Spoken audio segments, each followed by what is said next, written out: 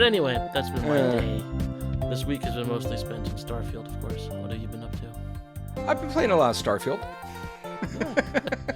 So, how much of this episode will be about Starfield, and how much of this will be about Book of Hours? It's gonna, I would say probably a healthy dose of both. Okay, good. Because I am very excited to talk about Book of Hours, but first, I do want to talk to you a little bit about Starfield. Do we want to do our brainstorming names first? Well, we should. I mean, we're really jumping into a lot here because we haven't even done our housekeeping.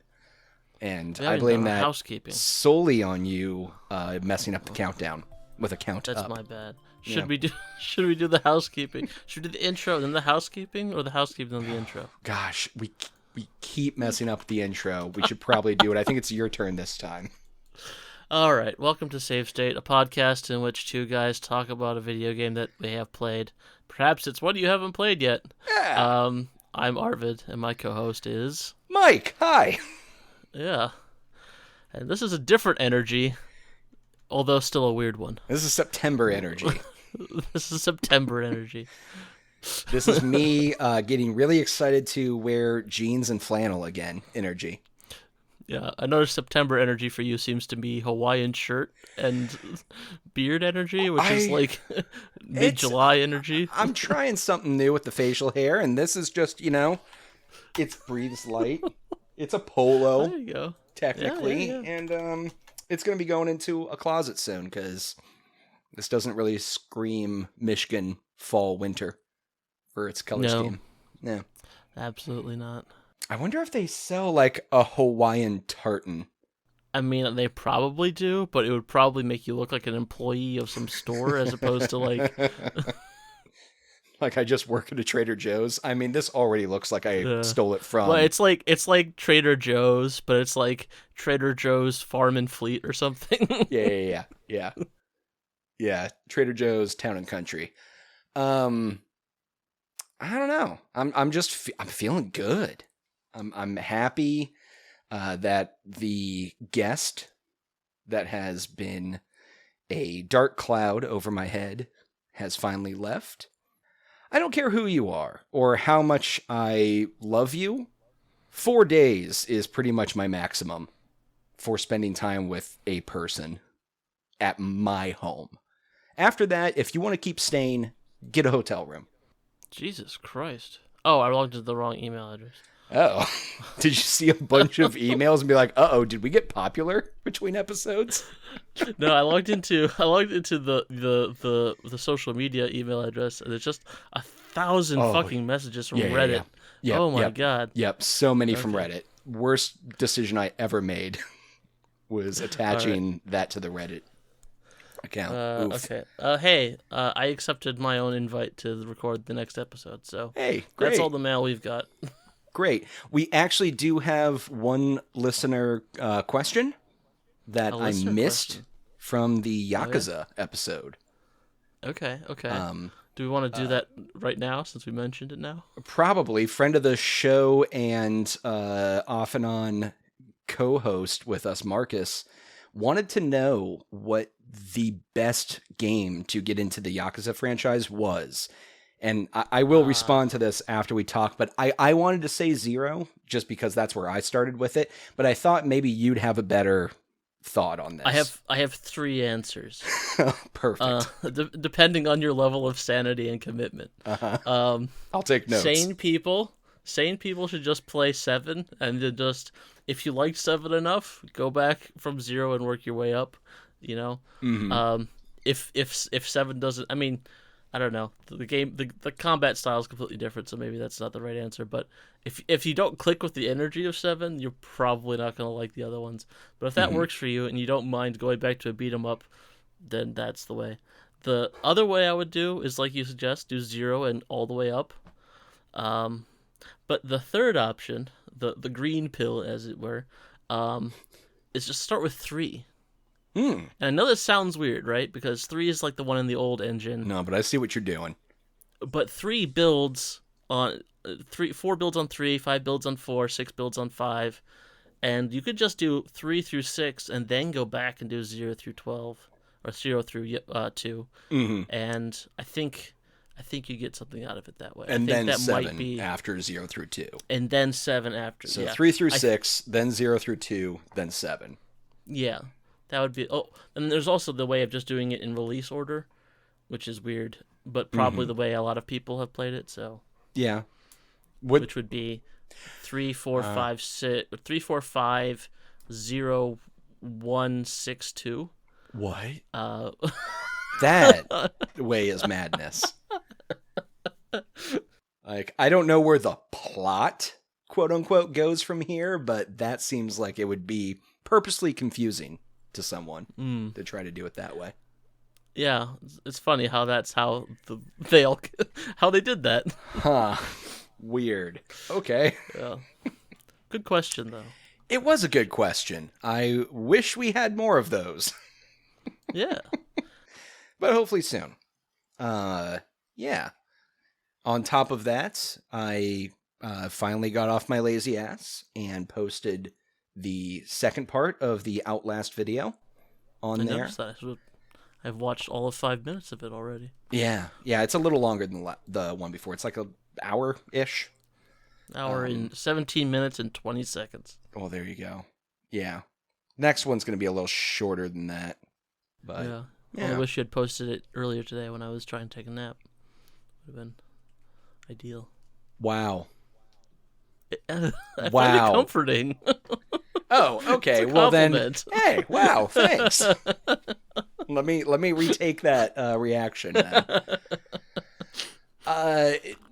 Yeah. And then I also was able to get in some time today to play a little bit of Daymare.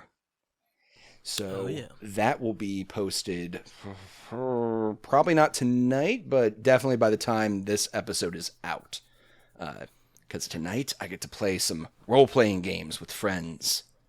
Oh, yeah? Yeah, we're playing on Sunday? Cairn. No, we're playing Cairn. Oh, I haven't been invited to the Cairn chat, which is probably for the best. So. Why? I mean, I have because I expressed zero interest in playing it, so that's fair. The only reason I'm in the D&D chat so I could spy on y'all. Well, that's fine, but I'm pretty sure we sent out a like click this link if you want in kind of thing. I might have just assumed I wasn't meant for me, but that's more than fair because I do not have the time for these things. Well, I'm still gonna actively tell our friend to send you an invite. That's okay. There's even less at times when it's just a mental bandwidth problem. Yeah, well, and that's why I really like this one, because everything is done for you, and it's not expected that your character will survive. And on top of that, since every session is meant to end back in the hub, you don't have to commit to playing every time. It's just if you're available and when you're available. So, right, you mentioned that. I would still, recommend maybe just play one time with us, get fun and drunk, and you're either treating me with a real lack of respect and jangling keys in front of me because you think I am that simple, or you got your place.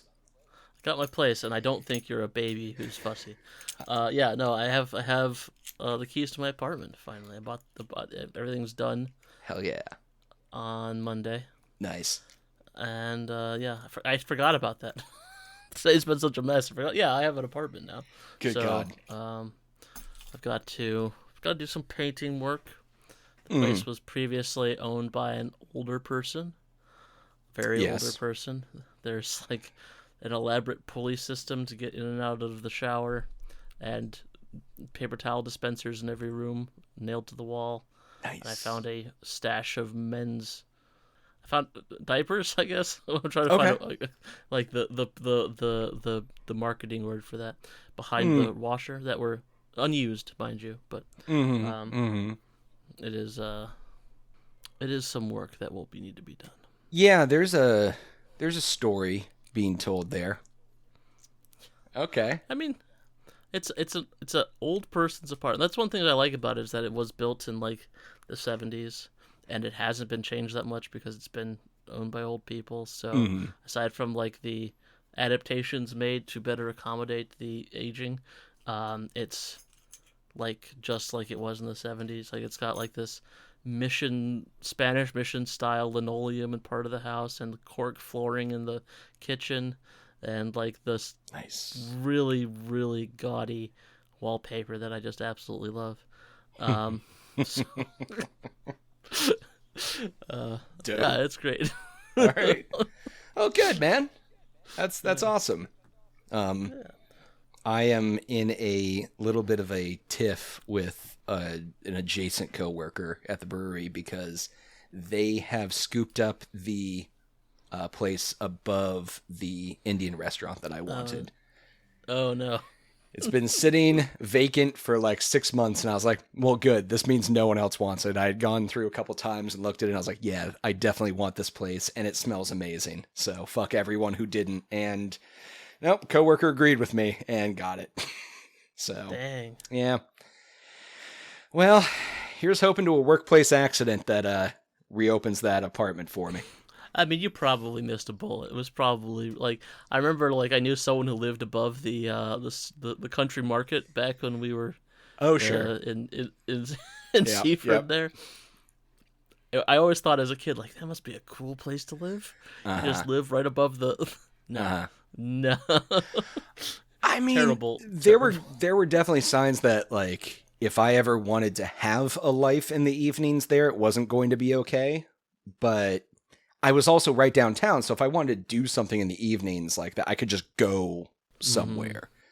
I'm not a big house party person. Like, famously, when I'm ready for the house party to be done at my place, I just tell everyone to leave right then. Like, well, let's be fair. You tell everyone to leave, and then you blame it on something else. Yeah, it's never that's like true. I'm just tired. It's like That's true. Which is, it's fair. I mean, Yeah. I have done one time and one time only look, I'm going to bed, you guys leave whenever you want, but don't wake me. And that one didn't work. I'd just get back out and be like, okay, go now. No. I did that once, and then I woke up to, like, broken things. And I just woke up to a drunk guy playing a djembe, which was, like, not fucking happening. I woke up... I had a similar incident where it was a party for my sister's prom, like after prom party. And my sister like got stuck at like a church thing her friend was her friend was stuck at, so she couldn't actually get to the party till like 2:30 a.m. By that time the party was mostly dead. But there was just this old dude that like lived down the way who'd wandered in, and we were like, yay, party, old dude, whatever. And then by the end, like 2:30, everyone's like half awake or gone. He's just sitting there playing Red Dead Redemption on the fucking PlayStation. Hell yeah. Like, he lives there now. Hell yes. We're just like, oh man, it's getting really late, isn't it? And he's like, yeah, man. You unlocked the secret roommate. No. Everyone loves the secret roommate. And the thing was, he was very bald, which is fine, but he had like this, he was wearing like one of those like visors with like the fake hair built into it. Oh no. Like, I guess is like a party thing. And at first I thought it was like a fun party thing, but as the evening wore on, I think he thought it made it look like he had hair. Oh no. Oh, now you've made me sad. What did you do to the energy here? No. I'm sorry. No. Just need to remember to end my stories one sentence before they're supposed to end. Yes, before reality comes crashing through the wall there. Oh, God, that poor man. Well, that's probably not going to be me later in life because I have fully embraced my baldness at this point. Yeah. You kind of look like Max Payne 3. But Max Payne 3, if like nothing happened and he just kind of enjoyed hanging out on the beach for a while. That sounds great, actually. Shit. Yeah, I don't really know what I'm doing with this like pseudo beard goatee thing. It's probably not going to stick. Yeah, I don't know. I liked it when you did the handlebars. That looks a good look, but maybe that's not your thing. Here's the thing. I want to do the big broom stash again. Like, it's been calling to me, and this is kind of what started this again, was like, well, I'll grow it out like a little bit on the sides and do kind of that half beard, half goatee look that some of the younger crowd are doing these days. And by younger crowd, I mean guys that are like 15 years my senior. And I was like, and then I'll just kind of like sneak into just the mustache as the fall. Yeah, as the fall comes in. Yeah. And no, I think that's a good look. I am worried, though, that with work, I probably will have to wear some kind of beard net that it's just for my mustache at some point. So we'll see. I'll look around at options. They might have like a very special beard like mustache net that I can wear. Yeah. I mean, they have that in My Name is Earl. I don't know if that's a real thing, but it's pretty great, though. If they do sell those, maybe I just buy a bunch of them and fully commit.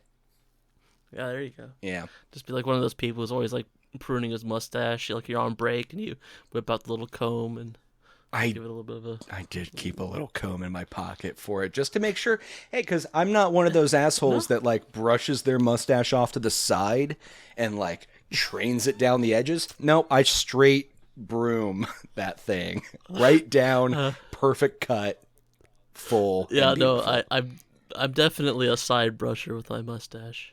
I really just can't. I tried, and my mustache was just like, no, I'm not doing that. No, my problem is more just like I just do that habitually. Where like I'm constantly throughout the day just pushing it to the side, and it just kind of and like completely without any direction on my part, it'll just start curling upward. Like if I don't like my natural facial hair is like the most Civil War general who ever complained about like everyone not doing what he was told. If you could just imagine the whiniest like Civil War general in like Gods and Generals or whatever, like that's what my facial hair defaults to. Oh, that's great. That's like a Joe Dirt level of like you've just been bred into this facial hair. Oh fuck. Yeah. Well, that's been mustache talk. New segment on the podcast. New segment we're trying out. Speaking of a new segment, and hopefully one that is not recurring because we nail it in one. Yeah. Should we talk about the YouTube channel and possible names for it? Yeah, so this is a fun new thing that we're going to do, hopefully just this once, as Mike said. We're trying to, like, it's just, we kind of want to, like, rebrand the YouTube channel separate from the podcast so as to kind of be a bit more, it gives us more lateral movement, so to speak, for things going forward. And, so, ideas. I'll let you start. Oh, great. Well, thank you.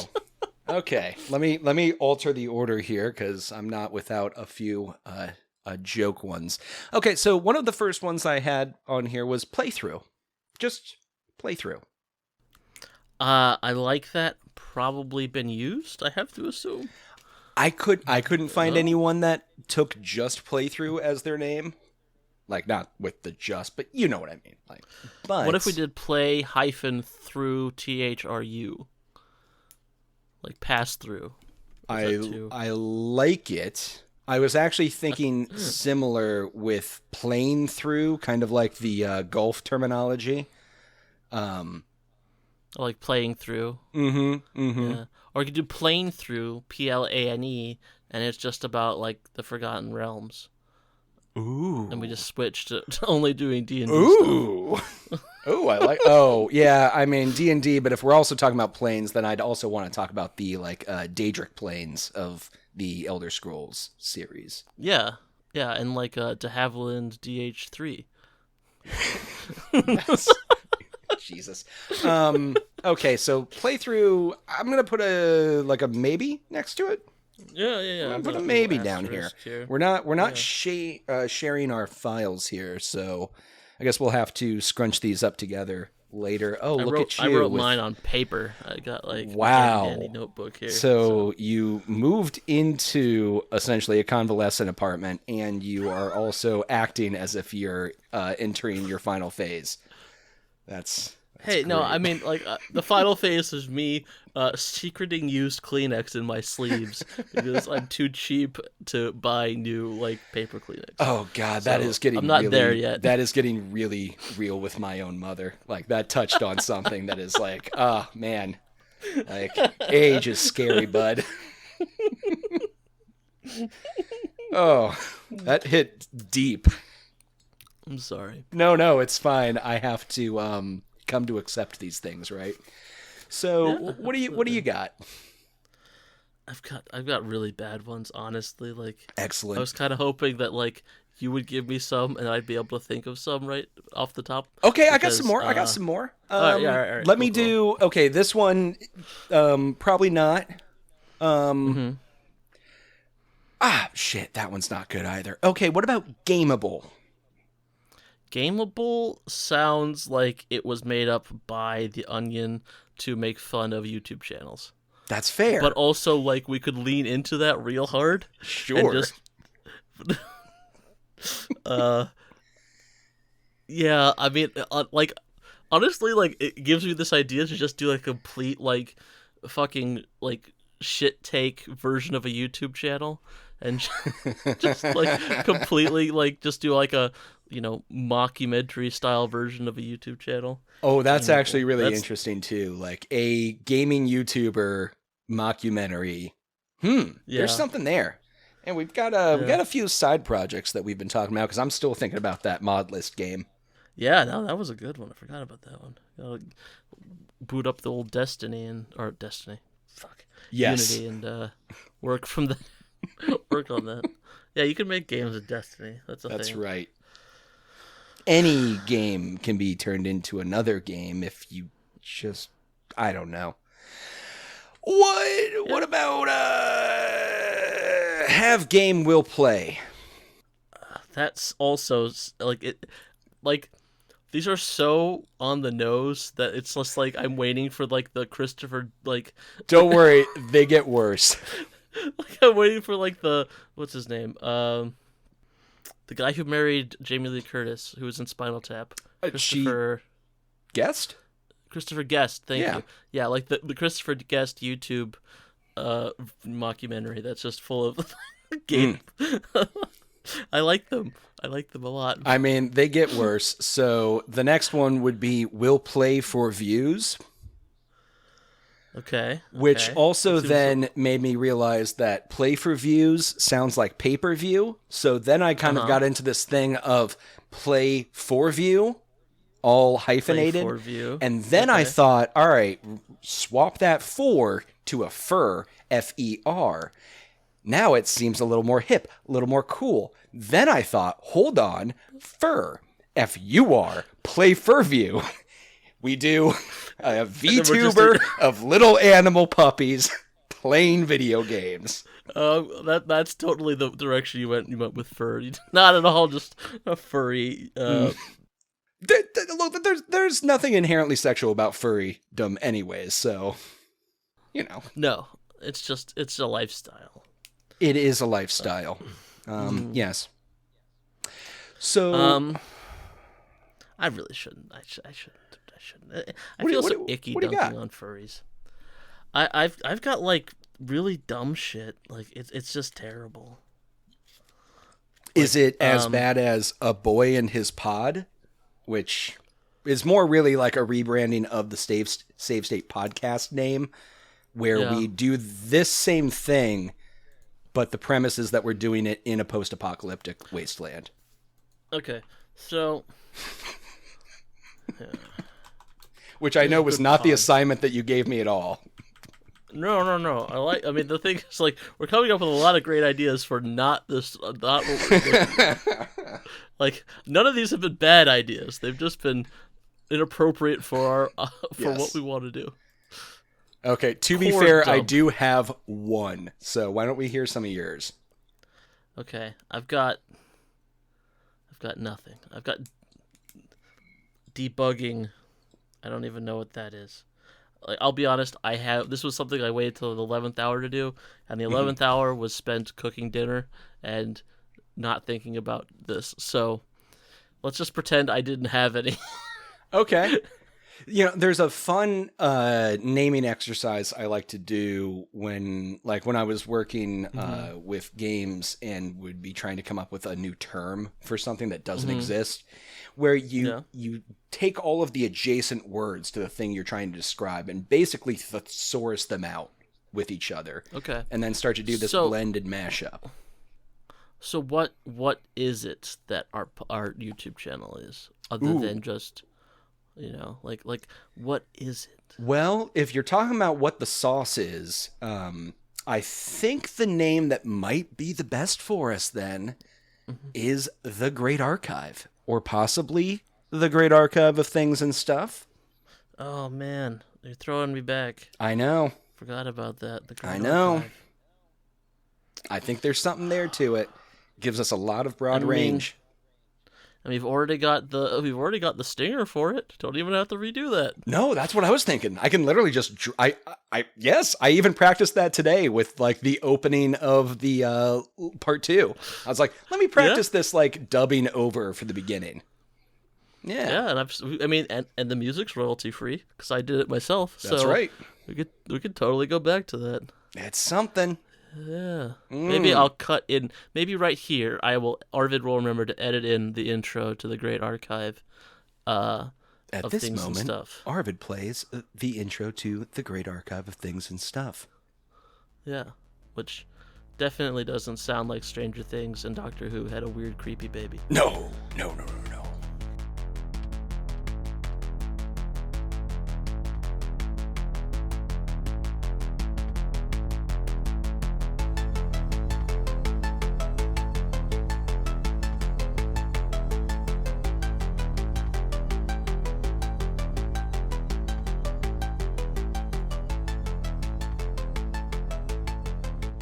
Somewhere beyond space and time, the monks of the Abbey of St. Lexicum must archive all that has ever been. All knowledge across all realities must be catalogued and reconciled, brought into order for past, present, and future posterity. All of this must be done in their infinite library, the Great Archive of Things and Stuff!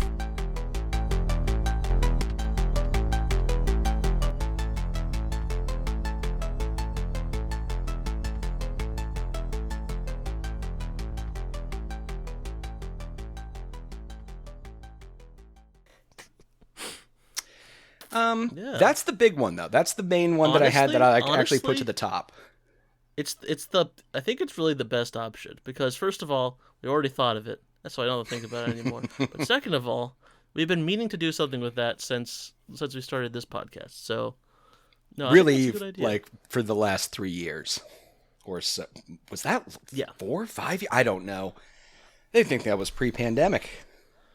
Yeah, the pre-pandemic is perpetually last year for Pretty me. much. So I'm going to just say that was last year and not give myself a heart attack. I smoked way too much pot during the pandemic lockdown for me to really be able to comprehend any time before that as more than just one long day. Yeah, I got a wood chipper on April the 1st, and that's the only thing I remember doing until like November. I was like some sort of Midwestern robot, just going outside and shoving things into a fucking wood chipper. Jesus. Oh, that's too good. I also acquired a wood chipper during the pandemic. I think we all just lost our minds. I just started randomly building things and then shredding extra shit. I don't know. I spent way too much time just being in the woods, being like, this is fine. Maybe I can just do this forever. Yeah, exactly. I could grow potatoes in this. Mm-hmm. In the wooded dunes of Michigan, yes. All right. So good job. We will resurrect the Great Archive. I don't know. I think the forbidden sketches from the Great Archive might not return, but certainly the intro will. Probably not. Probably not. Maybe that's a future Patreon thing if we ever get there. Yeah, that's a Patreon reward. Yeah. I mean, we've got enough aborted projects in like my hard drive to supply a Patreon feed for a good year at least. That's true. You're not wrong. We've tried a lot. Yeah. And we will All keep right. trying. Yeah. Yeah. Because we got nothing better to do. Damn right. And also, we're justifying the purchases of our microphones. Yes. Yes. And all of these games. Yeah. These all can be written off now, right? Pretty sure. I mean, if we actually wanted to bother incorporating, then yeah. But all right, fair enough. All right, so let's move on to what we're actually talking about today, which is False Gods. Stray no, Gods. that's not even No, their wait. name. It's Stray Book of Gods. Hours. It's Book of Hours. Damn, I keep wanting to... You do I can keep never saying remember the False name Gods. of Stray Gods. False Gods is the name of one of the Warhammer novels, I think. The I'll Warhammer believe from the you. Horus Heresy. I think that's the second of the Warhammer Horus Heresy books. I don't know. Is why that that's what keeps Warhammer popping up. or 40K? That's 40K. Yeah. And does it matter if you differentiate, or like it's basically all Warhammer 40K now? I think that certainly the nerd zeitgeist has latched onto 40K in a way it never did with fantasy. So I think by and large, if you just say 40K or if you just say Warhammer, people assume you mean 40K. Gotcha. But yes, I do mean 40K, and specifically I mean Horus Heresy, which is actually 30K if you're going by time. I won't. I definitely don't have a several 20 to 30 page document about the correct reading order of all 61 of the Horus Heresy books. And it's not the order you think it is. Ooh, talk about some exclusive Patreon content. Yeah, Hey. or maybe I'll do a YouTube on that. I like it. See? This is why the Great yeah. Archive exists. Absolutely. It's just bountiful ideas as if sprung from the wellspring of my mind. But Yes. Book of Hours probably would say something like that if it was drunk.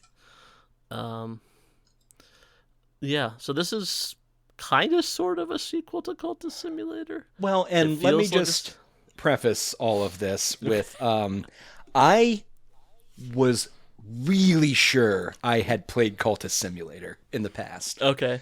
And upon starting this up, because I knew it was like a successor to the system they built in Yes, Cultist that's Simulator. definitely true. So I was like, okay, well, this will feel familiar. Like, let me, dip back in. And I think I've just spent a lot of time looking at Cultist Simulator and thinking that this is definitely a game for me. Because the moment I got in there, I got really angry with the game almost immediately and was like, I don't even know if I'm fucking playing this. I feel like I'm just a passive participant in this.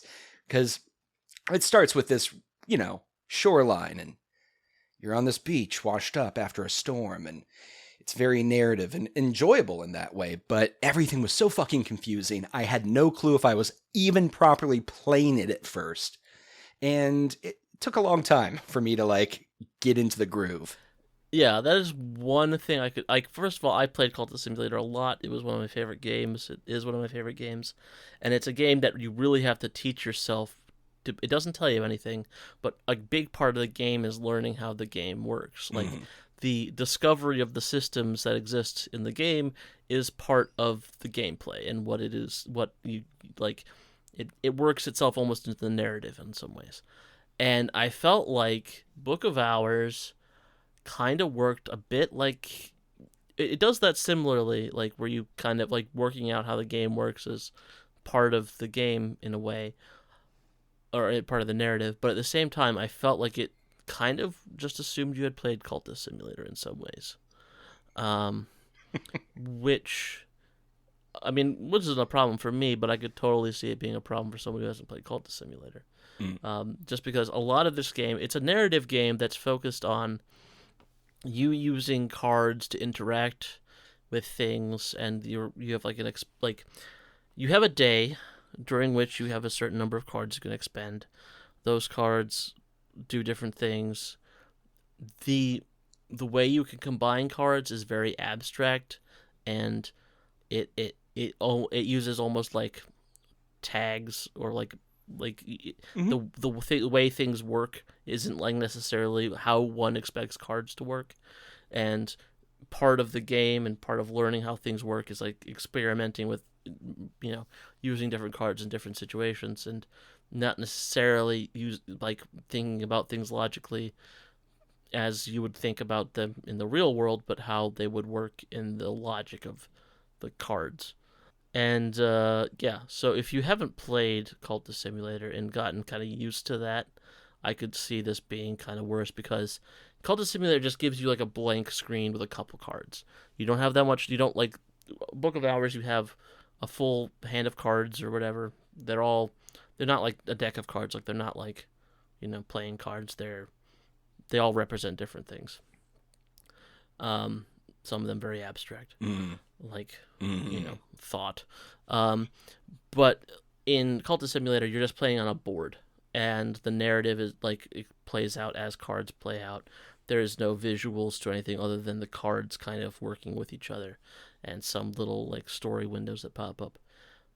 Book of Hours gives you way more. It gives you a setting. It gives you a town and a house and objects to interact with in there that you didn't really have in Cultist Simulator. So in some ways, it's even more daunting to start up with, because you have so many more options, and you kind of want to focus more on interacting like as one would in an adventure game on a playing field, like go to different places and focus on the map, while the map is kind of more of a side function, like a way of organizing things, as opposed to like an actual map in a game. But how did you fare? How did you get along with this then? I mean, it took me a long time. I'm not gonna lie. The first time I fired it up, I gave it my hardest for about 20 minutes, and then got frustrated and put it down for a while, and then came back a couple days later and was like, okay, I'm just gonna really power through and try to understand these systems. And it is weird, because eventually you do start to realize, like, especially once you start to acquire companions, you're the people in the town that can help you. And you start to find like very early on, you need to get past this little area, and it's very hazardous to get through there. But if it kind of gives you this hint of, if you know that there's someone, that can actually help guide you here, then you can get through this. So I started to quickly realize that the cards aren't just this weird mechanic about gaining more cards, because that was my biggest issue. Is in the beginning, it's just you putting the same object into the field and getting out more and more cards, all the while you've got this health that's ticking down. And I was like, fuck. So then I realized, okay, I've got right in the beginning, when you come out from being drowned, you've got health that's actually a card that is slowly counting down. Right. And I got down to counting down? It does, and it got down into the seconds for me before I got myself into the actual village to be kind of stable again. Really? I've obviously just kind of breezed through that. I didn't realize that there was a timer on that at all. Oh, there sure is. That's odd. No, like the companions or whatever aren't like, they're like, until once you get out of the village is more just a way of training you on how to use the cards. Like once you get beyond that, the companions kind of stop being like, that's one of the problems I have with this game, is that like in Cultist Simulator you had your followers that were, I wouldn't say they're like companions like an RPG, but they had that kind of role, and they kind of added something to like the depth of the setting. Whereas in here, they're almost like objects, like they're just something you use to unlock things. Yeah. And they just kind of disappear. But like there's so many systems that you learn. Like, so like a big part of this game is you have a big mansion. Like the setting, like the plot of it is you are a librarian who is taking over this giant mansion. You are given. I guess you are curating or this giant mansion that's full of books, and you are in a long line of librarians that have like maintained this house and its collection of books. And like you, part of like the way you progress through the game is opening up more rooms in the house. And in order to do that, you need to enlist help from other people, like people in the town or people who are passing through. Mm-hmm. And you don't like it. It doesn't. This game does not tell you anything really. You have to kind of just figure things out, which it sounds bad, like in the sense that the game tells you literally nothing. But on the other hand, once you realize that everything's about just trying cards on different places, it kind of narrows down your options, because you know all you can do is try out cards in different slots, and Mm-hmm. once you find the correct way, you can kind of brute force your way, even if there isn't like an intuitive means of doing that. But like one thing that I learned, it took me way too long to figure out, is that like as you go through the house, you have rooms that are more and more difficult to unlock, so you need more and more skills and different aspects, which are like almost like suits in like a deck of cards, but there's like 9 of them, or more than that even. I think it's just 9. Anyway, so but you can like enlist help, but like it took me a while to realize that like a lot of these like objects you have around the house are there to help like level up your help so you can take on bigger tasks. Like if you have like, say I need help removing a room, and I need so and so of this aspect, and I hire an engineer to help me clean out this room, but they might not still have enough skill, but if I give them a cup of tea and I talk to them about a memory I had that involved that is similar, and they all work thematically because they all carry the same aspect, even though individually they don't necessarily seem like something that would help someone clean out a room, that helps you move forward, and it makes you think about. It does a good job of marrying the narrative, thematic suits, so to speak, like the way in which aspects of a story are all the same, and aspects of life are in some ways the same, and also like the way game mechanics work. So you are thinking about things in the sense that you would be thinking about like solitaire sometimes, but like the way like a suit of deck cards would work becomes like thinking about the way like imagination works, and you think about things as like a card that it is inherently imaginative. It's hard to explain. I've always had trouble talking about Cultist Simulator because it works on a very abstract, like incredibly abstract. Yeah, Yes. exactly. But at the same time, once you get to what it's talking about, it's incredibly intuitive. It's like abstract in the way that, like, at least for me, the way my brain works, like in the deep down parts of it, where I'm not thinking about specific words, I'm thinking about more abstract thought. Concepts. Yeah, and Yeah. I think you're right. Like I think you're honing in on it with calling them suits for that reason. Because it does play a lot. Like, yes, these aspects all have their own purpose to them, but then they interact with things in a different way, almost more like less solitaire and more like a Euchre or Pedro would, if you wanted to think of it more like that, where, okay, things of the same suit are obviously going to go together, but then, the number might also have some, pairings that complement each other and help you get past it.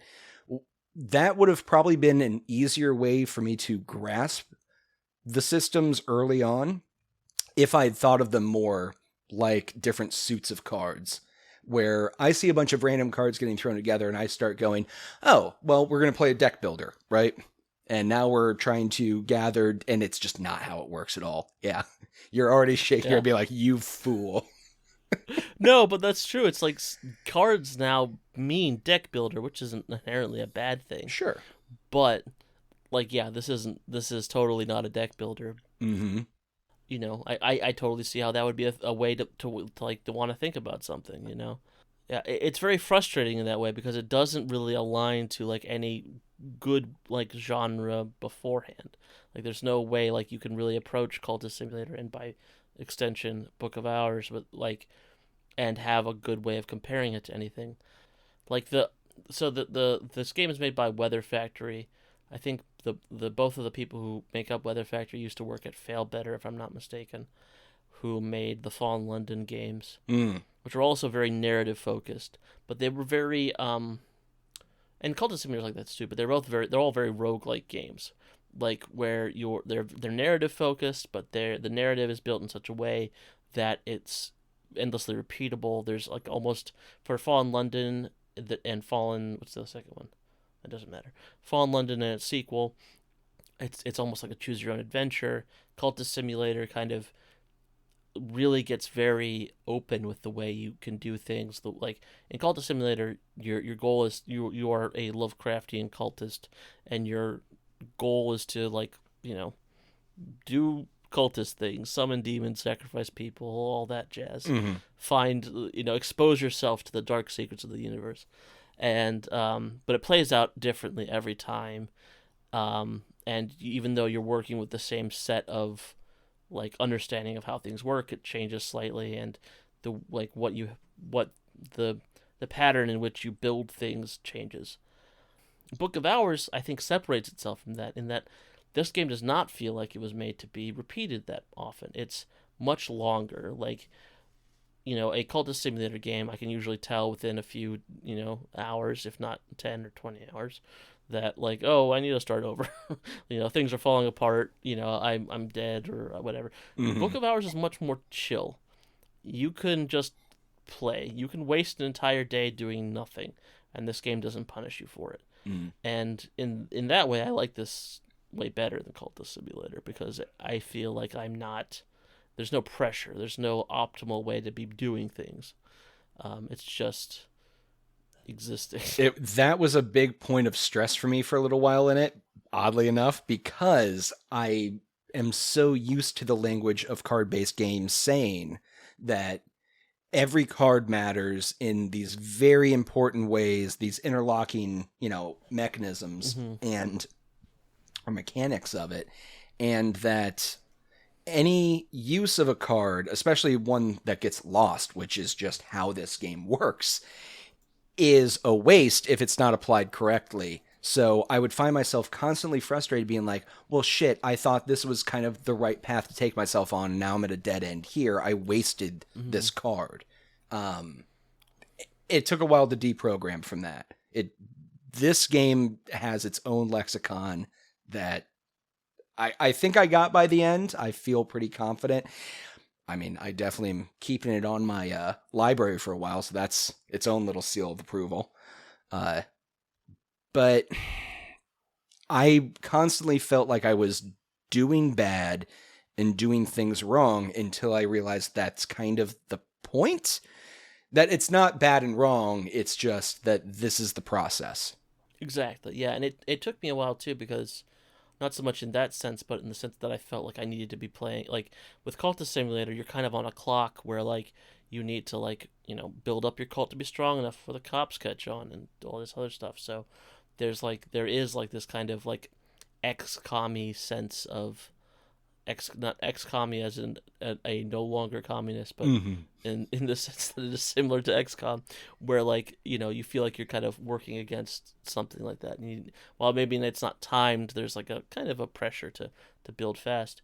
So with Book of Hours, I was expecting something where I needed to I need to always be having all my cards being used, So I'm like, okay, I've got this going. What can I do with this card? Oh, I can, I guess I'll go do manual labor at the inn for 6 pence or whatever the crap, just because like I have to use this card, like I must be using all the cards at all times, and that's not really necessary. Like the money you can get, and that helps if you need it, but you usually don't need to get extra money. You get like a yearly stipend. This game like works at this pace where you go through years,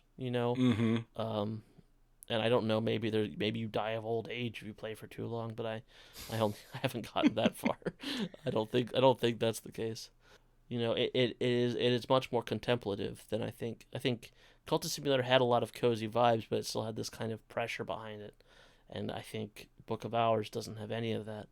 It's much more expansive, certainly, as well. Like you can kind of let yourself like read the flavor script on a card or on an item and kind of inhabit the setting a bit more, which is nice. Yeah, because it gives you this giant house to explore, and everything has text. Like, and that's the other thing about this game is that it's so well written.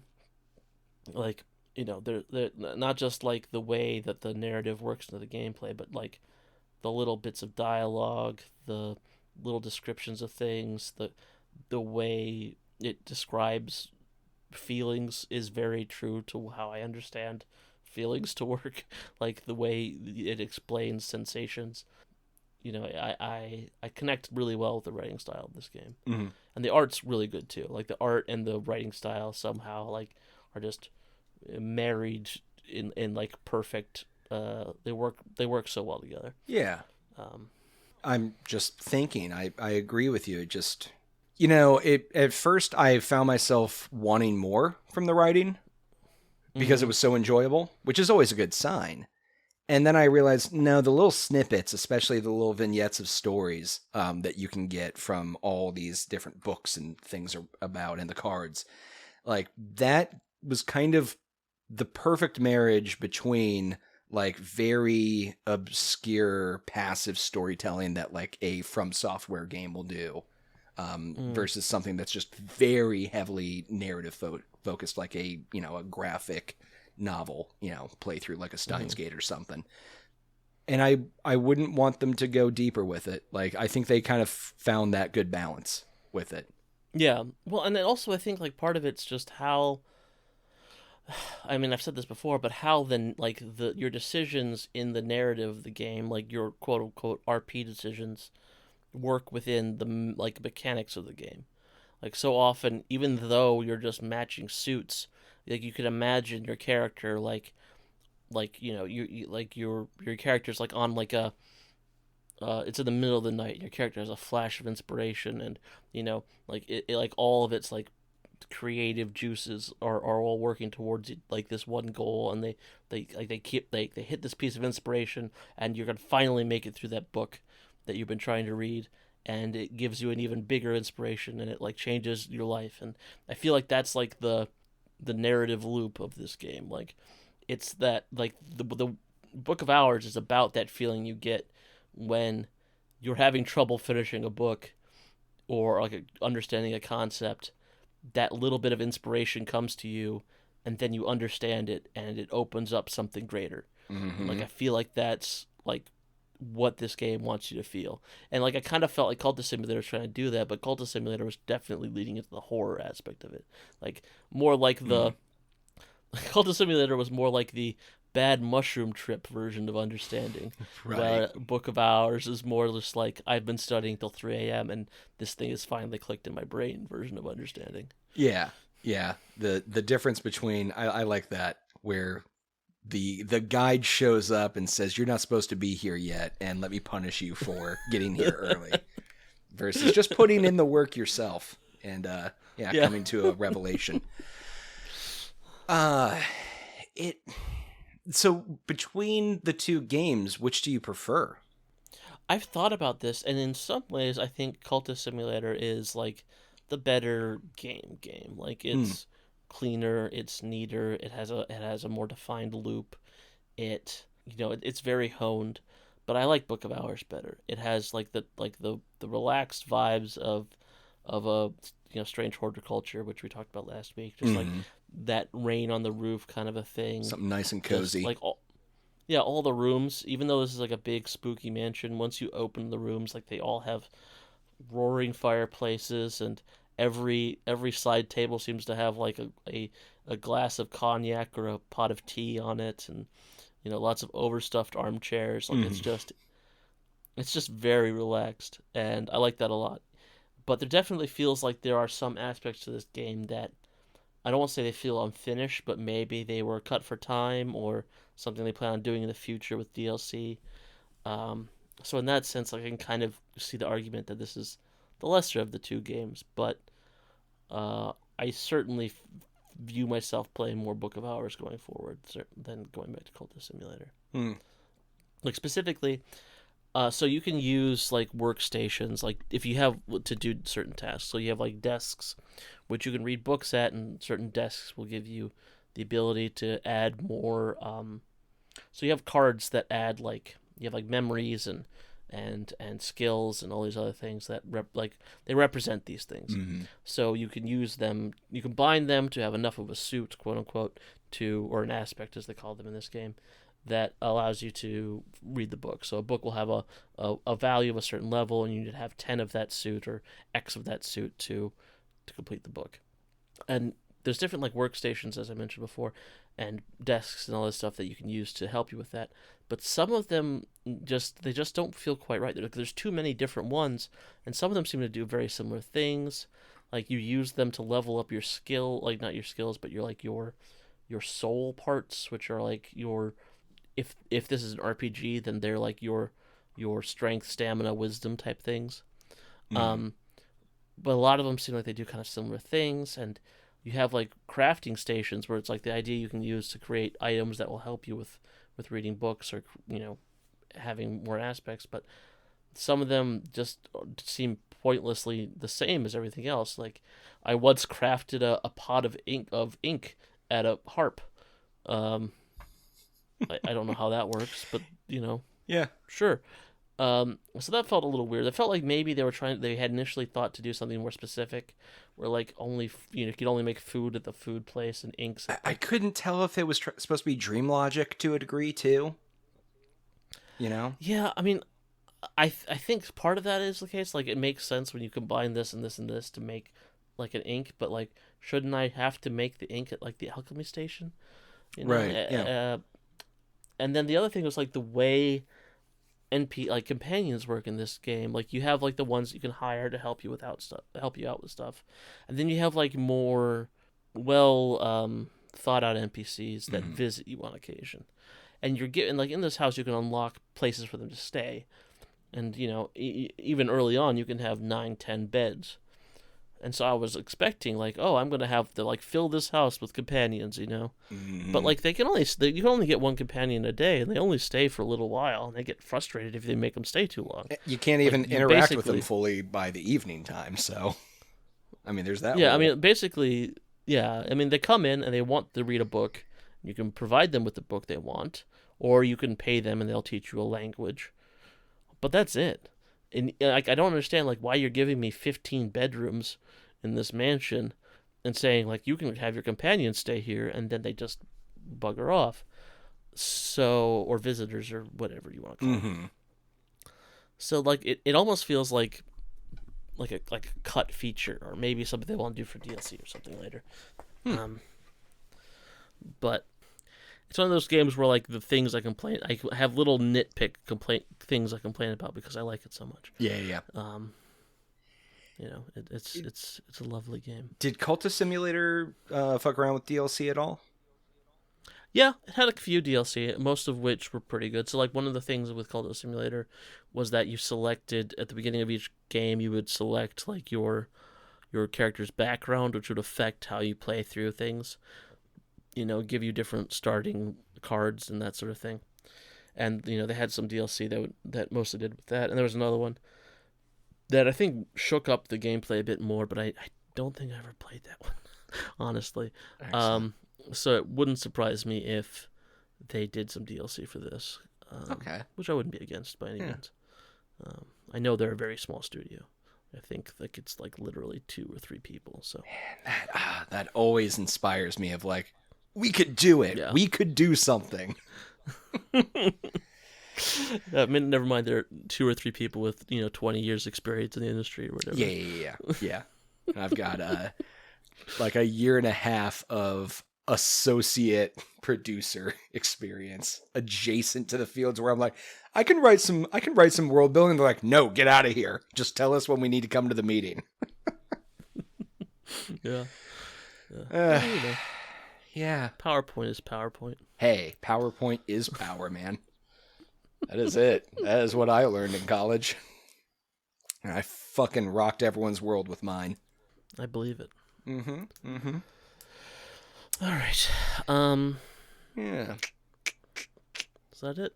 I think that's it for me. I mean, like I said, I'm enjoying it. It's got my seal of approval, which means that it's not leaving my library for the time being.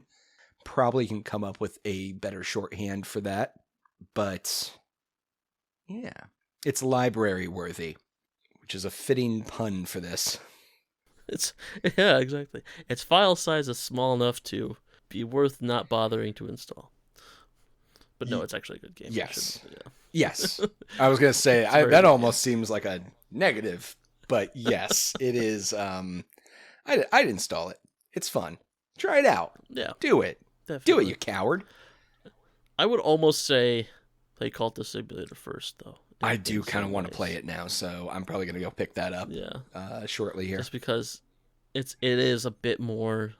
You have less... even though it is kind of harder in that it's like there are like repercussions and it's like more punishing, you are asked to deal with less at once. It's like a much slower build of stuff you have to deal with. I felt with Cultist Simulator. Also, it's just a good game. It does a very good job of making you feel like you are, like opening your third eye. Oh. Yeah. Oh. Seeing the unseen horrors. Yeah. Yeah. You'll go mad for a Cultist Simulator. Mouth of Madness.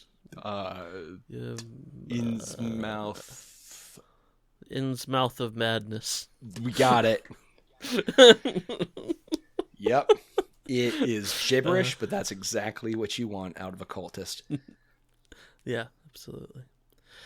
All right. What's next, Mike?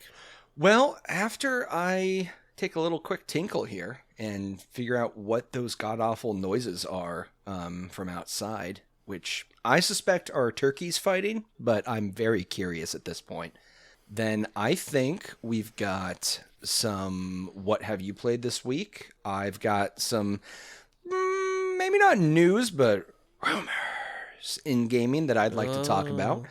And rumors, one of my favorite quotes from Fallout 4, rumors, which is news, yes, without the commitment. Yes, exactly. You got it. And possibly a quiz. We didn't talk about this. No quiz. Fuck everyone who expects a quiz every week. All right. We are doing our best. We came up with a list of names for our YouTube channel. What more do you expect? All right. Okay. Well, let me go take a piss. Then we can talk some more. All right. I'll be right back.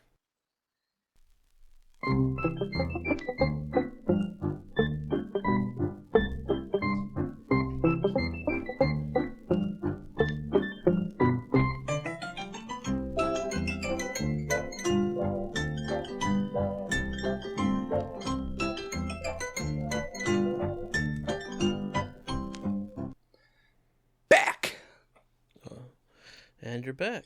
And I'm back. What was the sound? It was turkey. There's a bunch of turkeys back there. Like, I counted like 16, but there's probably more. Oh, jeez. Yeah. Yep. So my backyard's going to smell like bird shit today. I remember wild turkeys. Like, I remember the first time I saw a wild turkey in Michigan. I was like 6 years old, and I was terrified of it. Yeah. And then I was even more terrified when I realized there were 5 more lurking around the corner. Yeah.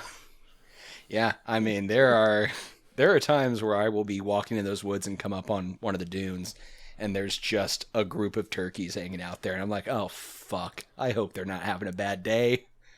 Those claws look intimidating. They usually just like... Those little dinosaurs. Yep, they usually just, bugger off to another thing, doing their little head bob and whatever. But one of these days, I know I'm going to have to fight one. And I'm ready. You ready? I'm ready for it. I don't know if you are. Probably not. I'll probably run really scared and make a weird noise. That sounds more like me. It sounds like the smart decision. I'm all talk. I mean, just in general, I don't know. Yeah. Yeah. I feel pressured now, so I've been trying to think of a quiz while you've been... In the whole minute and a half that I peed, washed my hands, and looked at the developing situation in my backyard. Yeah. Yes. I'm getting there. I mean, we don't need one. It's okay. I got stuff to do. We can talk about what Starfield? happened. What happened with Garfield? Oh no. Did Jim Davis joined QAnon or something? I said Starfield. Oh! I mean, inevitably there will be a mod for Starfield that turns the head of every ship into the head of Garfield. There's already a lot of mods for Starfield. Most of them just reshader plugins and really quick and dirty texture replacements. Yeah. A big one that everyone likes to do is to replace the starting menu with different things. Why hasn't someone done a Starfield starting menu mod? Really that needs should to have been be. the first one. Should have been the very first one. Someone get on that now. Yeah. It'll get there eventually, but there will probably be like a Macho Man one again, just as a callback to Skyrim. Like someone will do Thomas that the first. Tank Engine, and Yeah. what's his face from San Andreas? All the ones. But Garfield, like, come on, it's right there. Fuck. So you started playing Starfield. I did. And I have played many, many more hours of Starfield. Yeah. What have your thoughts been? Obviously, I talked at length last time. Yeah, I mean, I'm enjoying it. There's a few graphical glitches and stuff in it that I'm fine with forgiving right now. That will probably get patched out later, or when the modding community gets to it, there will be the unofficial patch, that will eventually happen. But nothing's been game breaking. What kind of graphical glitches have you run into? NPC companions will often disappear and then reappear through there's sometimes you'll be in a space station and there's a walkway with space around you where there's nothingness but the vacuum. And your companion will just walk through the vacuum of space, through the wall and into the walkway. And it's like, I mean, it just pulls away from the experience a little bit, right? When you see that kind of stuff. Or one of the biggest ones I had was I had a companion, Sam Coe, with me, that you get pretty early on in the story. And when I sat down to fly my ship, all I got to see was a little bit of the space around it and then their ass just hanging out there. And I was immediately in a dogfight. So it was I had to, during the fight, get up out of my chair, get them to another spot on the ship, and then sit back down and fight. And you could have just gone to third person too, Yeah, I know, but immersion, man. No, that's fair. No, the only weird glitch I've had, really, aside from very minor things like I mentioned last time, I had this glitch where I was supposed to be fighting these, I was supposed to destroy all the ships around planet X or whatever, and I was like, oh shit, I really need to repair and upgrade some things before I can fight them, but I already kind of engaged them, so I just jumped away to the main planet, Alpha Centauri, New Atlantis, or whatever. Yeah. And then but as I landed, they landed too. They had somehow jumped to the system with me.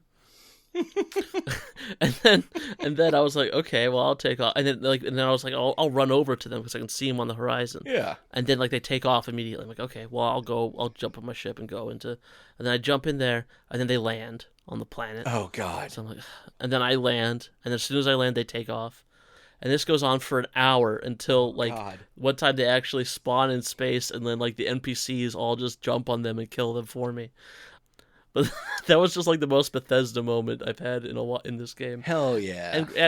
And I've played for over 20 hours, maybe 30 hours. So if that's as bad as this game's gonna give me, then I'm very impressed by it. I don't know if it's a glitch, but a one quirk I ran into. So I told you, but the backgrounds that you get to choose from, I was having trouble deciding which one, and so I decided to go play as the Bouncer, and just doing some unarmed combat, little boxing. And I really enjoyed it, actually. As you get deeper into the trees for it, I'm punching people, knocking them down to the ground.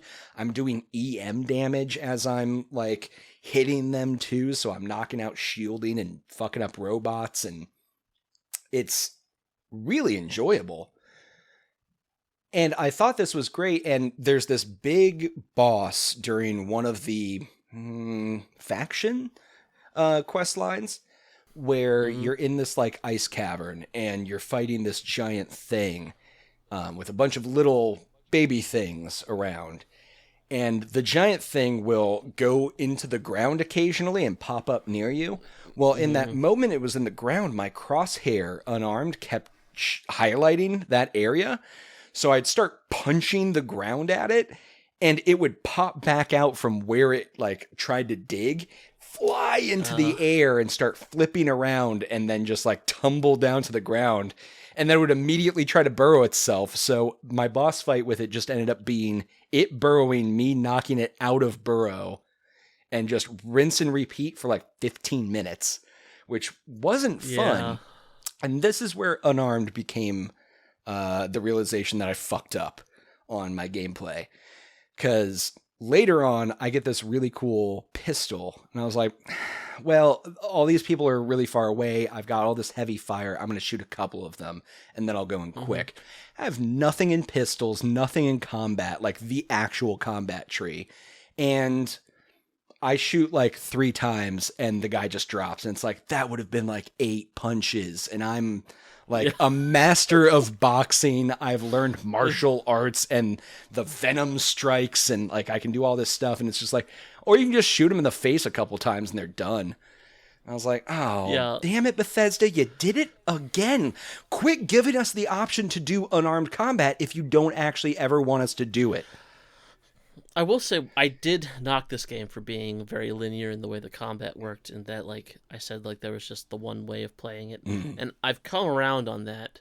Not so much in the unarmed combat thing, because that's totally not. It's still trash. That's like the RPG. That's an RPG trap. Yep. There's no way that's smart. Yeah. But like the shotgun play very different than the long range guns. Play very different than the short range guns, and like the way damage fall off works, and like there's much less impetus to go into the sniper build like there is in every other Bethesda game. Yeah. Partially because you have to be like level 35 to unlock long range sneak attacks and stuff like that. But also like there's just so much of the game that is locked behind skills.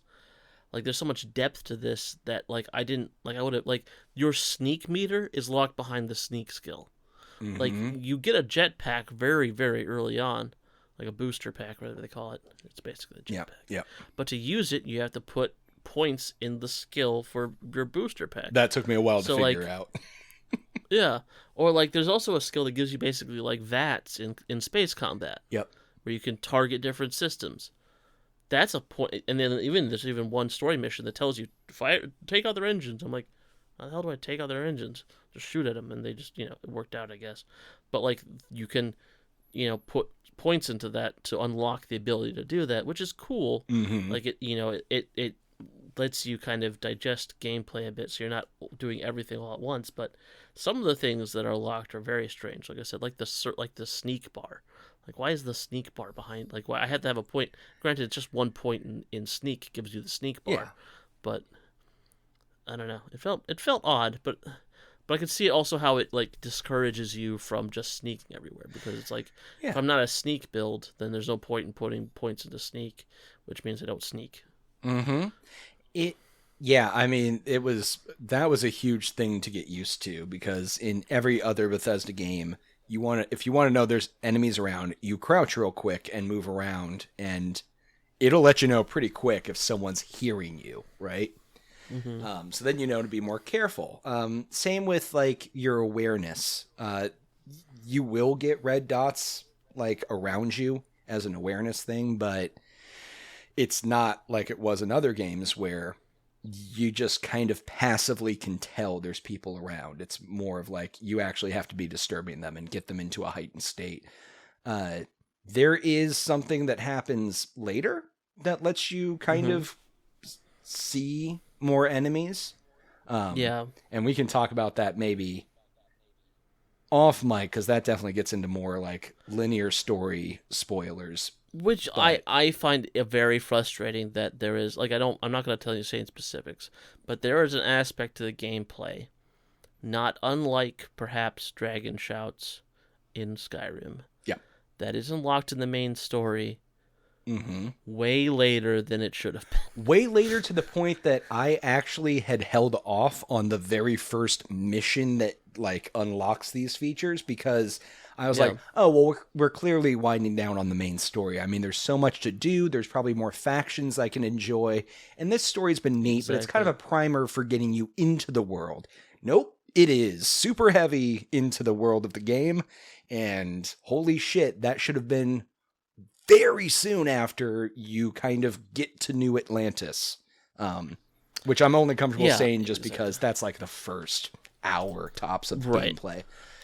But, I mean, also like the first I don't know, the first few missions of this game just they suck in the sense that they teach you a way to play the game that I found was really the incorrect way of playing the game. It's a lot like in Fallout 4, where it teaches you the way to play the game is to power armor, minigun, Deathclaw. Like, a lot of people complained about that when Fallout 4 came out, and justifiably so. Mm-hmm. And this is like the watered down, milquetoast, meaningless version of that.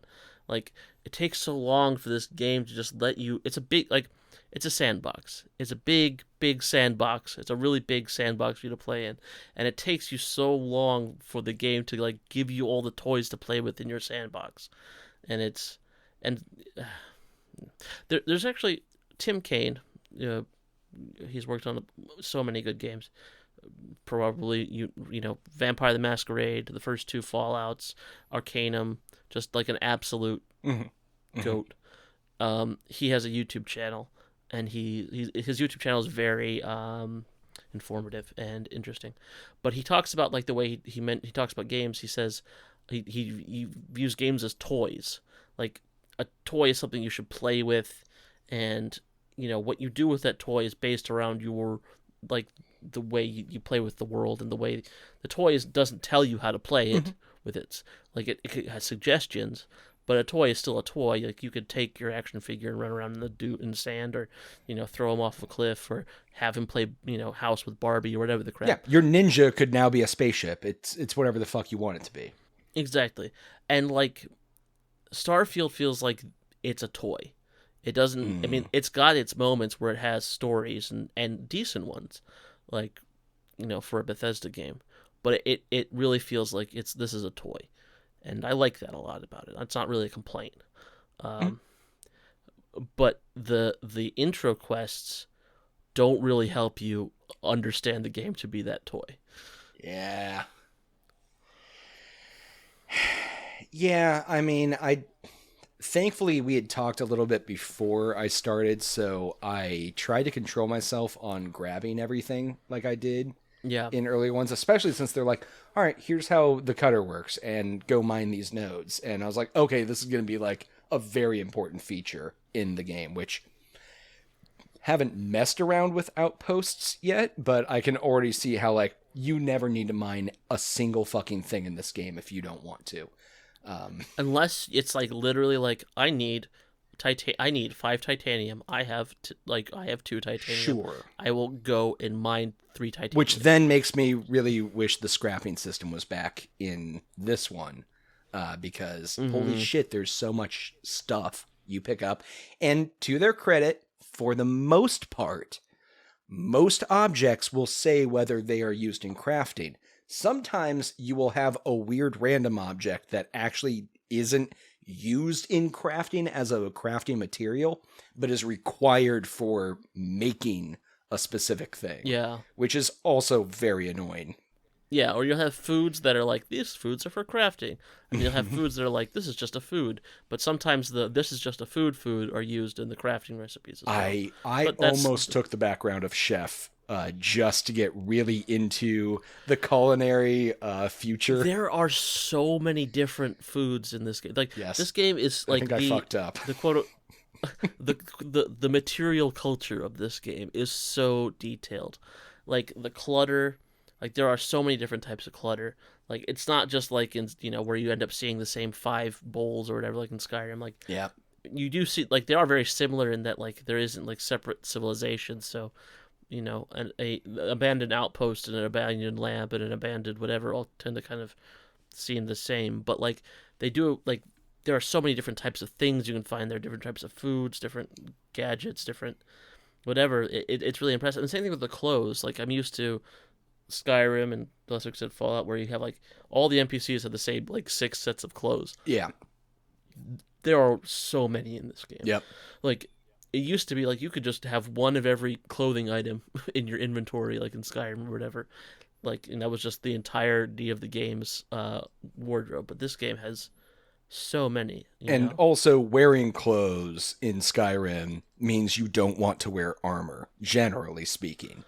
Yeah. Where in this one, they do finally separate the two. Yeah, and you are, well, you don't have to, but you wear clothes out. You can set it so that you don't have your armor on all the time while you're like out doing stuff. Yeah. I actually read an article that one of the more prominent modders from Skyrim and Fallout for Eleonora was commissioned to work on some of the clutter in this game. I don't know if she made any of the clutter or if she was just placing the clutter. But like, that was one of my first thoughts when I was playing this game, was like, hey, man, they really learned something from the modding community as to how to like fill out a room. Yeah. And actually maybe that's part of it. Yeah. Yeah, exactly. Yeah, I'm enjoying that too. I'm just starting to get deeper into the ship building aspect of things, and I'm running into some roadblocks myself, but I'm starting to see how people are making some of the things that they are in this game. I just wish that it wasn't fully blocked out through skills. It makes sense. Yeah. But I wish there was a way to offset that. Like, if I acquire a companion, like a lot of companions that you get for your crew have a lot of the skills that you would need for that. And if they're a permanent companion, you would feel like, while I have them there, I should be able to have them build the ship of my dreams for me. It's funny because it does. Some of them do work and some of them don't work. Like, for example, Sam's like skill lets you use your cargo space more efficiently. So if Sam is in your crew, then you do get the benefits of that. But if other people in your crew who have other skills, those skills don't necessarily apply. It's very and you're right. Like, there are some, like both the outpost building and the ship building, a lot of the stuff is locked behind skills. And as we mentioned in the last episode, the skills, like, you, aside from having to level up to upgrade them, you also have to complete a challenge. Or, like, there's like a, kill 10 things or upgrade 10 things or whatever in order to get to the next skill. And it kind of sucks, having to, like, I have to go out and kill 15 spaceships so I can get the next level of ship. When, like, all I want the next level of ship for so I can have a bigger reactor core so I can haul more cargo. Yep. Like, I haven't really been playing this very, ship combat style, but I do want to have more space in my ship to build things and maybe install, like, a workshop so I can, upgrade things without having to go all the way back to the home base.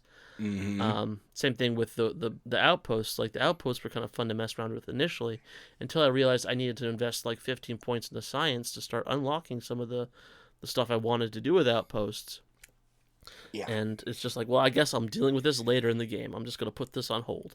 In the meantime, my cargo hold is filling up with crap that I'm saving for my outposts. So I just create a really basic outpost with like one guy in there, so I can just fill up. Like, I just go there, dump my cargo, and then take off again. Here's, I don't know. This might be this is too deep into spoilers. This is all going to have to get edited out. Make a note on the timestamp, but. Or I can just say there's spoilers if you don't want spoilers. This is deep spoilers. So as far as the story fast forward goes, a few minutes. Have you gotten to more of the like the Starborn? Like, have you gotten to talk to them? No. Okay. I haven't. Okay. Because I've been tooling. I know a lot about the plot, but like I haven't really been doing much of it because I've been doing a lot of side quests and stuff. Yeah. But I will say that the main story of this game is not particularly inventive. No. Oh, God, no. It feels like something I would have come up with and probably did in one of my fanfics when I was, like, in middle school. Yeah. people joke about this being like Mass Effect 1, it really often feels like Mass Effect 1. Yeah. Um, I here's my issue with the skill system, and it just like you said, it feels like what they wanted to do is here's a bunch of things you can do in the game. In the very beginning, choose your background, and that's how you're supposed to play the game. On that, like, there's no, like, if you decided you wanted to be a gunslinging smuggler, that's how you should play this playthrough of the game. And then if you decide later, oh, outposts are really cool, too fucking bad, it's going to take too long to invest in it, and you need to play through another time. There is a point in this game where they basically in the story tell you, like, you're going to play this more than once. And that was very frustrating. I had a friend who told me, you should just go ahead and beat it and then start a New Game Plus, because like New Game Plus is where this game really starts to take off. I'm like, but this is a Bethesda game. I mean, on one hand, it actually makes a lot of sense, right? Because what do you do in Bethesda games? You make new characters all the goddamn time. Yeah. You never do the main story. You make a new character every 5 minutes. Right, you know, that's what you do. Yeah, and they've now added in a lore-based reason for why you keep doing this, essentially, in this game. Yeah. So, like, this is one of those things where I'm like, on one hand, like, I know that, like, the best way to play is just to, you know, move along, keep going, get good, do the main story. But at the same time, I'm like, but I want to do all these side quests. Yeah. And I know that, like, if I do all these side quests... I want to be a space pirate.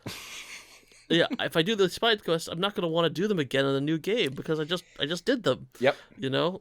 Yep, that's the quandary of like, okay, well, there's things I want to check out with, but I'm going to play this character like their background and just go through the narrative that way. And then later, if I want to be, instead of a space pirate, a space cop, I guess I can do that a different time. I shouldn't do them together. It almost discourages you from trying to do everything in one run. But at the same time, unlike Morrowind, you can just be in all the things. Like, you can be a space pirate and a space cop at the same time. They're not going to complain. Yes. Just like, you could walk up to, like, the space cops in your pirate outfit and be like, reporting for duty, and they'll be like, okay. Which is weird, because there's a whole section of a faction that's like, make sure you're wearing these clothes in these facilities so they know that you're one of them. And it's... Yeah. It only comes up in a few things. Which is, I mean, I guess, like, it just returns to the point of it being a sandbox. Like, you can play it the way you want to play it. Sure. You know? But, I don't know. Like all Bethesda games, this game, I won't really know what I think of it until I've played 250 hours of it and, you know, people start modding. I think, yeah, and that's where I'm waiting for is the modding community. I'm getting really excited about what can be done with it. There's some things that I'd like to do with it once the creation kit comes out for it. I don't know. I just there's so many elements in the storylines, not even the main storyline, but in the faction storylines of this that were, well, even in the main one, that were really cool. There's this whole part in the main storyline where, like, you almost feel like you're in a Mission Impossible kind of movie, or like that scene in The Matrix where Neo's being led out of the office building by Morpheus, and that's kind of like, okay. Well, he's being, yeah. Is it Morpheus that calls him on that? I think it is Morpheus. Right, it is Morpheus. Yeah. I thought Morbius again for a second because I was... Because it's Morbin time? No, I can't differentiate. I blame that one Hannibal Buress thing from fucking Eric Andre show. I've just totally rewired the word Morpheus in my brain. That's so good. But... I don't know. I mean, just like a lot of other games, I keep seeing things in this and it's like, hey, that idea you had, you should have just ran with that and been like, what if the whole game kind of played this way? Yeah, in some ways, it almost reminds me of, like, the first Assassin's Creed, like we talked about, where it's like, hey, there's a lot of fun, good ideas here. It's a little empty. It's missing some stuff. Mm-hmm. Maybe you could hone in on some of these things, which is weird from a studio that's as big as Bethesda. It's been doing this for so long. But maybe, on the other hand, they just recognize, like, we're just got to make a big sandbox for everyone to play in, and then we'll let the community move on from there. Yeah. Because that is one thing, is, like, not only is this game the most stable Bethesda game I've ever played, it from what I've heard, I mean, like, so I there's a few Discord servers I follow for modding and stuff like that, and one of them, which is mostly focused on Fallout 4 modding, just basically just said, yeah, we're done. So we've been looking into Starfield, and this thing is so much more easier to mod and so much more stable than Fallout, even without the creation kit, that like we're just moving on and we're going to be just a Starfield modding I mean, that's exciting. thing. Yeah, no, and like there was a video I saw on TikTok or one of those things where it was someone had filled an entire room in their spaceship with potatoes, and it just like you had thousands of potatoes on screen all falling over each other, and like in any other Bethesda game that would cause like the greatest crash to Massive desktop stuttering. the world's ever seen. I remember Yeah. one time doing the like make a bunch of your weapon glitch in like Skyrim, and 1,000 swords shot out of my sword during a swing, and the game just crashed on me gloriously. Yeah, and this game's just like, yeah, okay, you want 1,000 potatoes, we can do 1,000 potatoes, no problem. Yeah. So, we'll see where things go. A lot of the decisions in this game that I complain about, I think might have been things they did for the console release. And I don't mean to sound conspiratorial. No, but you can tell it's meant for console first, PC second. Yeah, I do wonder if it's like Microsoft's just like, well, we do want to sell some Xboxes. Yep. Like there's so many, like just like the walk speed thing. I've been thinking about that. Like, why does this annoy me so much? And it's like, well, if you're playing on a console, you just move the thing forward, and the walk speed's based on your analog stick movement. Like, oh. And then like the think same you thing can with, like, still hit caps lock on the keyboard. To Oh, yeah, turn no, it to absolutely. walk That's what speed, but yeah. Yeah, I know, but I mean that's the point. It's like when you turn it to cap, like it goes at 10%, and if you have that joystick, you can do like 40% or whatever. And the other thing is like the city, New Atlantis is this huge city, and it wasn't until I played for 20 hours or so that I realized like, oh, all these parts are interconnected. Like this whole thing is just one big map. And partially because the map is terrible in this game. I don't know who thought that was a good idea. Like that was so like stupid. I don't. It almost seems so bad, like it's like it has to be intentionally bad. But like because the way the quest like markers move you through fast like waypoints and stuff, you just take the fast travel points all the time. I didn't realize that this whole city was one giant map. And then I was like, oh, but they probably did that so console players wouldn't try and load the whole city all at once, and they could just jump to different spots. Yeah, we'll have an open cities mod again on Starfield here. Well, it at is some open. point. It's entirely open. Yes. It's not even. It doesn't need an open cities mod because you can just jump out of the city and you're in the wilderness. It's true. I had no idea. I thought this was all like I thought it was all compartmentalized Because of the tram no. rail. Like that's why. Because of the tram rail, you think it's exactly. That's just like it's a loading zone, but it isn't. You could run around the whole thing, but the game encourages you to use the loading zone things.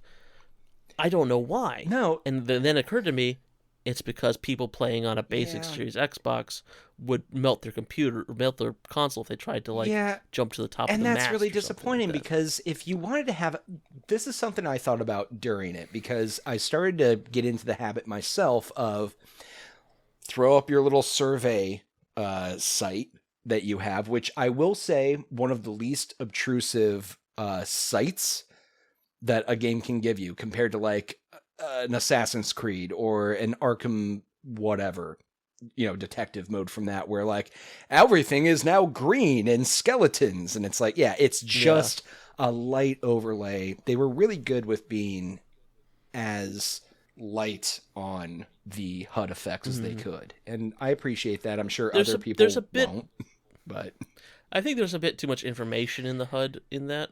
Like you get a lot of text boxes and like stuff like that, and especially when you're exploring, there's a lot of things that pop up. But generally, I agree with you. Yeah. But I found myself constantly pulling it up to pinpoint a spot and select it and just fast travel. It's like, well, my ship's in this zone. I can just fast travel right to my ship now. Let me do that. Or I can get to this district just by like selecting it and fast traveling from where I am. I feel like, one, if they really wanted to do that, keep it in cities and keep it within the lore of the game as like, I don't know, you've got like hyper walkways. So every time you fast travel within a city, it shows your character at the last moment as it loads in, stepping off of some walkway, to another place. Or if you want to do the trams, do trams, but now have a loaded tram instance where you get to interact with other passengers. There's someone playing music, trying to like... That would defeat the purpose of making the trams a way for lower MP. I know, but like, come on, we're finally at this point. Let's go with some of these concepts. Let's have everything be interactive, even if it's trying to just be like this smoke and mirrors seamless loading transition. Yeah, and that's another thing. It's like this game gives you like New Atlantis, and you can basically walk into Starbucks and order a coffee. Do you get a scene of you drinking that coffee?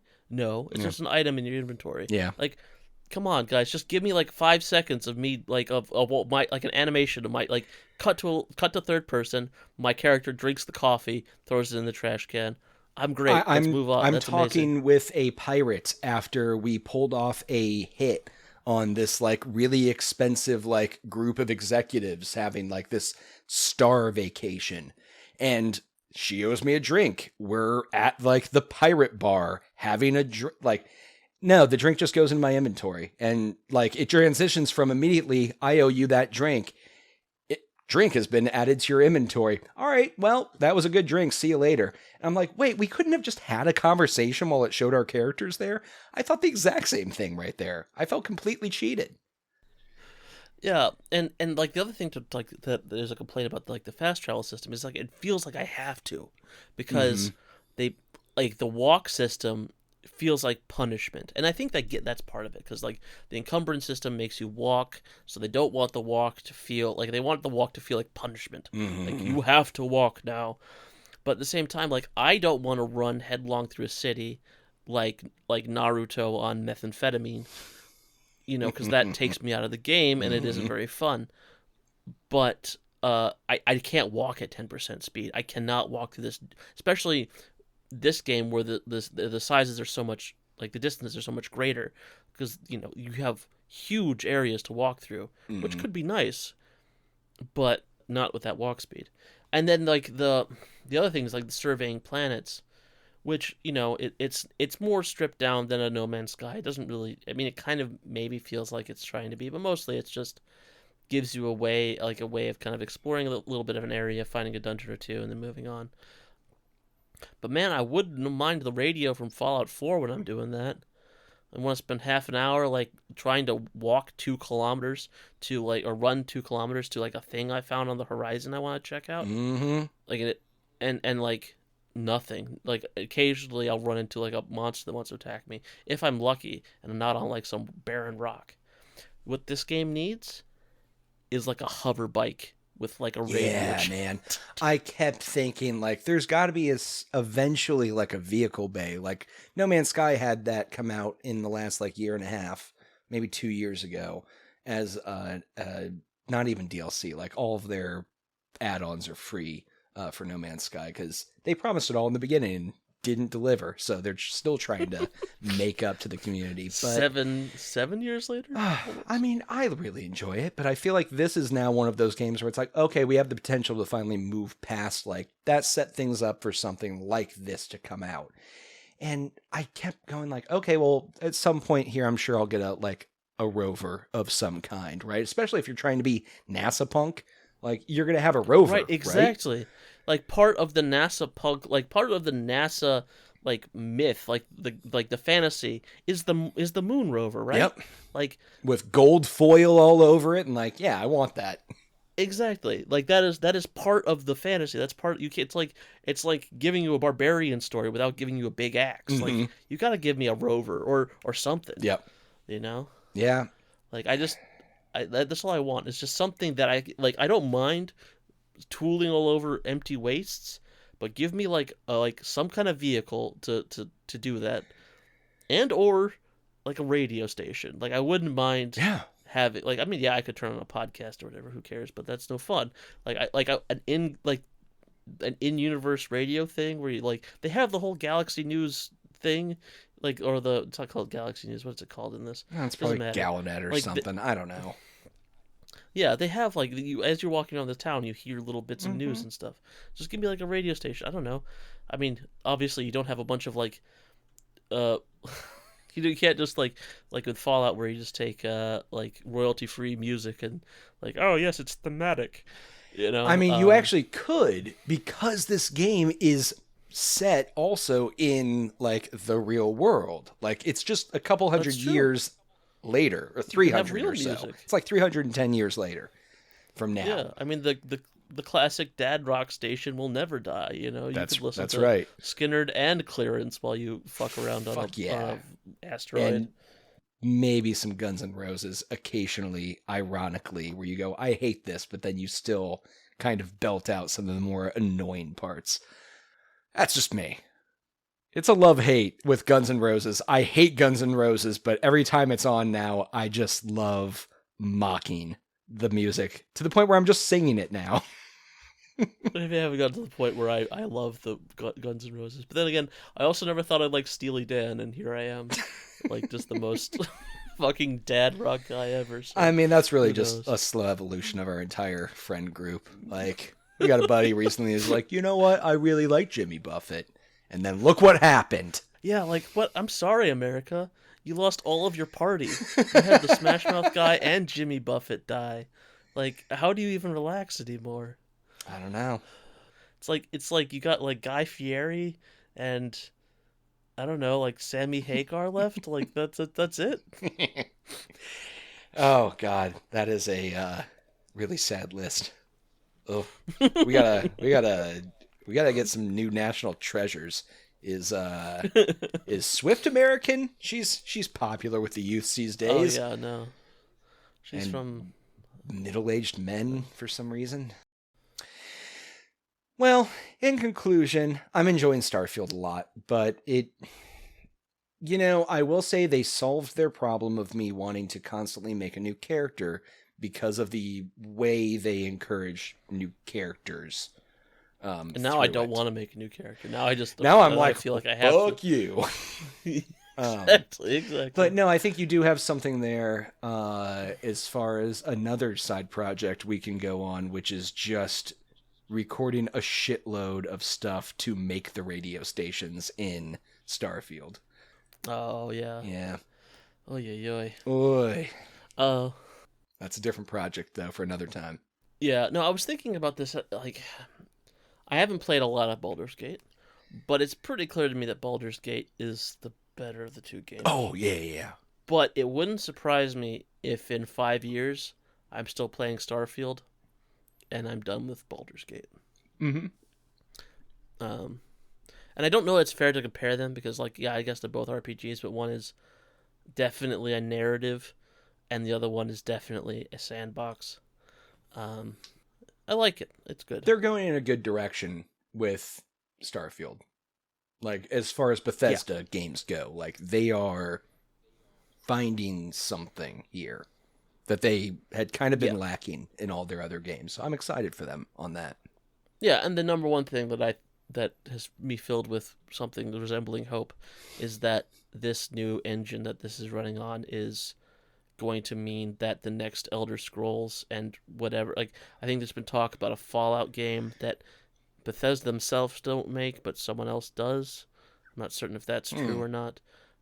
But if they use this engine, like, that's going to be good. You know, hopefully it's as easy to work with on the development side as it is to mod with, and we get a lot more stuff out of this most recent child of Gamebryo. Mm-hmm. I hope so. I don't even know what they call it. Do they call it the Creation Engine 2.0 or something like that? Probably. I have no clue. Yeah, The Star Engine. Who knows? wouldn't surprise me. Yeah. It's all about the branding, That baby. sounds copyrighted. Yeah. Yeah. So yeah, I don't have a quiz this week. I think Life happened. we've actually gotten through enough. I think we're probably at a point where my rumors can be Oh right. talked about next week. Thank you. No, let's do your rumors. We still haven't hit the official 2 hour mark, so let's hear it. Okay. I'm excited. We can talk about one rumor. for right now. One Because I do have to Rumour. transition to playing Karen here in an hour. And I still have to feed let's do- myself before then. And Rumour, a singular one. And Rumour. Okay, it's not that one. That's actually news. Not that one. There we go. Nintendo, possibly, maybe, showed the next console to some devs. Really? They were having a little Gamescom, thing. Have you ever heard about that? That little shindig that people get together for. It happened, and from what I can tell from people who are inside and have been reporting on this, that they took some devs aside and showed them a couple demos on what will be the next Nintendo console. They showed them a souped-up version of Breath of the Wild.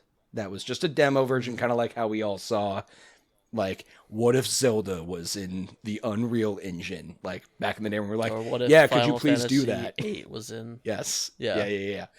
And then they actually did show off, apparently, the Unreal Engine using the Matrix Awakens game that came out. That little, like, graphic demo that came out for some consoles last year. Yeah. It's Unreal 5, I think, right? Yeah, which I've actually been fucking around a little bit with, because you can get it through the Epic's Game Store, just as a free kind of add-on, since I guess they own it now. Well, Epic's always been the developer Have they of been? Unreal Engine. Okay. Yeah, I mean, that's been their shtick since I the beginning. never even paid attention to them. It's just like, oh, Unreal, the Unreal people. Like, they should have just called themselves Unreal. I mean, yeah, it's like Crytek, right? Yeah. But yeah, I mean, I the only reason they had the money for, I mean, we think of them now as the Fortnite people, but the reason why they had the money for the Epic launcher and Fortnite and to, litigate against Apple is because they made tons of money. Because with the they're Unreal the Engine people for that years. make the engine that almost every game uses, especially the AAA games. Well, and now that Unity 5 is so like much this stable, easy to use thing I keep hearing about, like I do wonder if Unity isn't going to just kind of slip away a wee bit, because I think Unity's been resting on its laurels for a while now. You heard Arvid, Unity. He's put you on fucking notice. Well, also like the owner's just kind of a bully from what I've read. Yeah. I don't know. He seems like a nasty guy. Yeah, The Unity guy. most people are in general. I am worried that this news coming out at all is going to incur the wrath of Nintendo, who famously, like, anytime any little leak or rumor comes out about something they're working on, they're like, all right, you know what? We're just going to be fucking done now. We're not even going to play, like, we're not going to build this. We're not going to make this. Oh, you talked about a Netflix, like, Zelda show? Nah, it's fucking done. Unless this was intended by Nintendo. Unless it was intended for the leak to come out. It's very hard to tell. I mean, it wouldn't surprise me, especially if they're like, I don't know, is this going to be, have they said this is going to be like a Switch kind of crossover console? If it's more of a, That's like an actual... that's that's the idea, is that it's going to be a crossover, but it's actually going to be able to, like, just like Nintendo, they're always a little step behind, but now this one would be comparable to the current gen systems. Yeah. So this is me being very speculative and conspiratorial. And not at all. Yeah, not even like this is not even rumors or hearsay. This is just pure speculation. Yeah. What if they release this intentionally now so that people in the holiday season don't go and think, oh, we'll just all buy Steam Decks, and then everyone will buy the Nintendo thing when it comes out next year because they didn't buy a Steam Deck at Christmas, and now the new Nintendo things come out, so they can get that market. That's a good idea, because I might get a Steam Deck before the end of the year. Yeah, exactly. Because that's my first thought. Was like, oh, maybe I'll wait on the Steam Deck, see what this new Nintendo thing's about. Probably not though, because I have a giant Steam library, and Nintendo don't work that way. Yep. Nintendo don't, famously. Yes.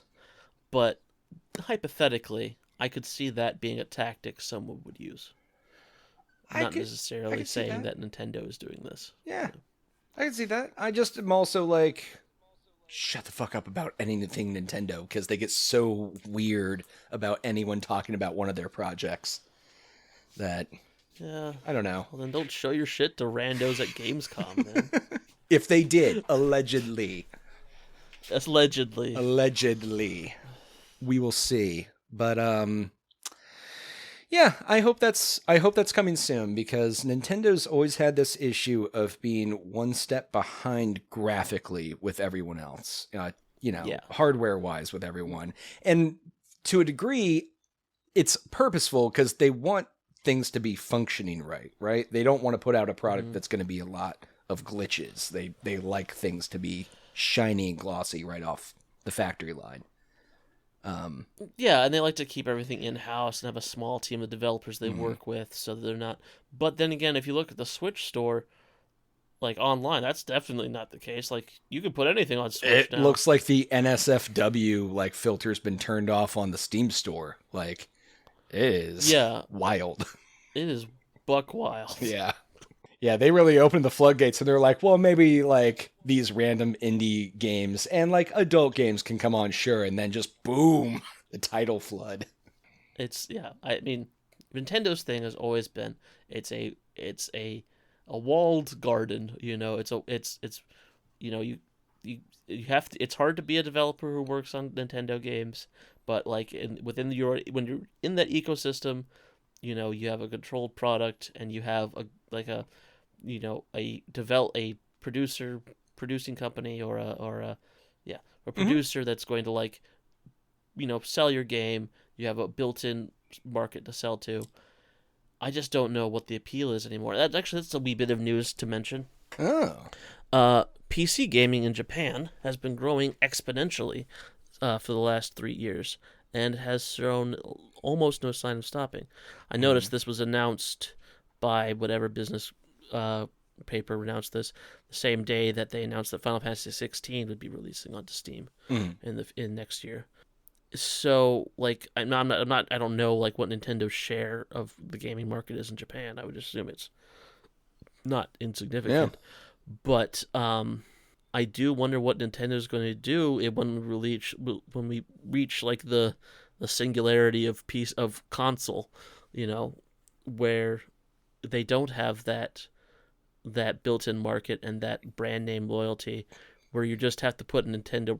Maybe, I think it's very likely Nintendo's going to look at the future of introducing Nintendo games to a non-Nintendo ecosystem. Yeah, you know, and you know, what's that going to look like? I could see them in Japan, especially being the Steam or the Epic's game store front themselves, if they wanted to bring, you know, flip it over and have Nintendo bring into their storefront. No, they're horrible with it. I'm sorry. I have to like hook up this weird device or just call someone if I want to play a game with them. Like, it's... Yeah, they are 20 years behind everyone else when it comes to online play. Like, even Smash Online, which should have been just like the most easy, like, absolute slam dunk of an option, still doesn't work well. It's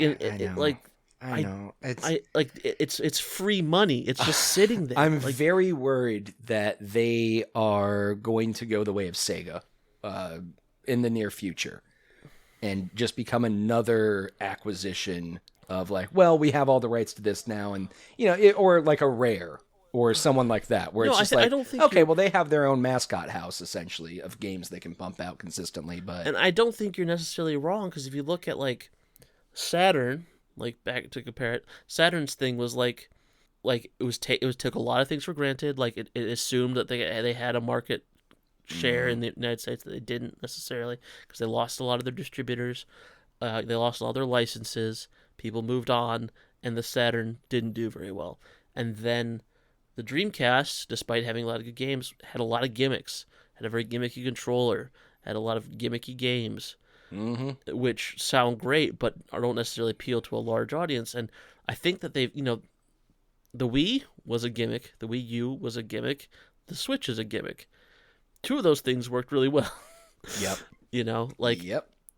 and hardware development is a lot more expensive than software development. And if you swing and miss on a gimmicky piece of hardware, that's a much like more fraught prospect. Yeah, they're really starting to kind of. I mean, like I said, they've always been behind on the console war, if you want to see it that way.